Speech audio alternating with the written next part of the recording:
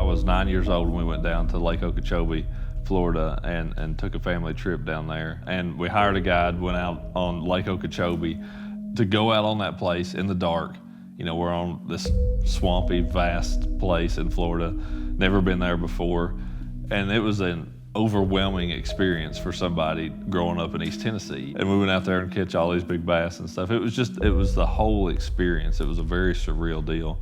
That made me want to be a bass fisherman, whether that was a tournament fisherman or a guide or whatever it was going to be. But I knew I wanted to make my living on the water in some way or another. When we come home from that trip from Okeechobee, we started fishing tournaments. And then you fast forward a few years, you know, starting fishing team tournaments and all that kind of stuff and local tournaments.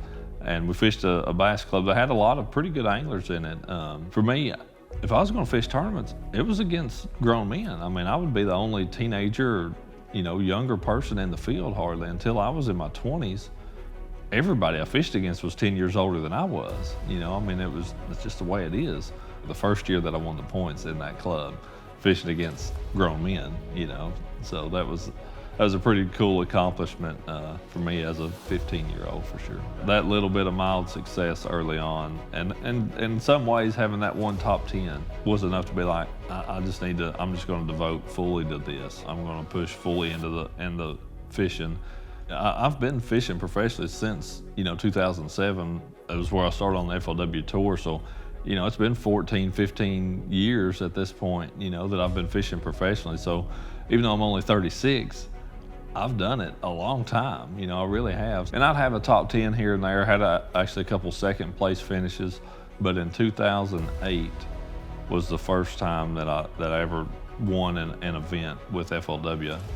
First day I went out and skipped a wacky worm around and caught almost 28 pounds and led the event wire to wire, ended up winning that event with like 94 something. But that was my first big win, was on Santee Cooper in an EverStart series in 2008. There's no doubt that the last 3 or 4 years have been, you know, the best in my career so far. I hope that that's so far, you know, but definitely to date, the last 3 or 4 years have been an unbelievable blessing, and I give God all the glory for that. I look back at those last 3 or 4, and from a classic win, from multiple BPT wins, a cup win. You know, I've been second in the Angler of the Year the last 2 years, so that's almost been really good. But it has been an unbelievable last 3 or 4 year run. You know, I mean, to sit back and look at it at the end of each year, it's like, did that really happen? You know, I really did accomplish that this year? And again, I give God all the glory for that. My talent, my love for the sport, all that is given from Him. And it was planted there at a 9-year-old kid, and it has since manifested itself to where I'm at now. But if I could talk to 9-year-old me, I would tell you to absolutely chase your dreams. I mean, I get to do something I love to do. I get to call it a job.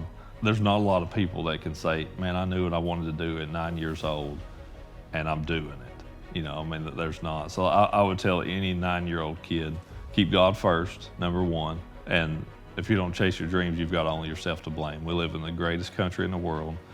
This is the only place where you can still do, you know, you can still take something that is not really a job and maybe turn it into a way to make a living.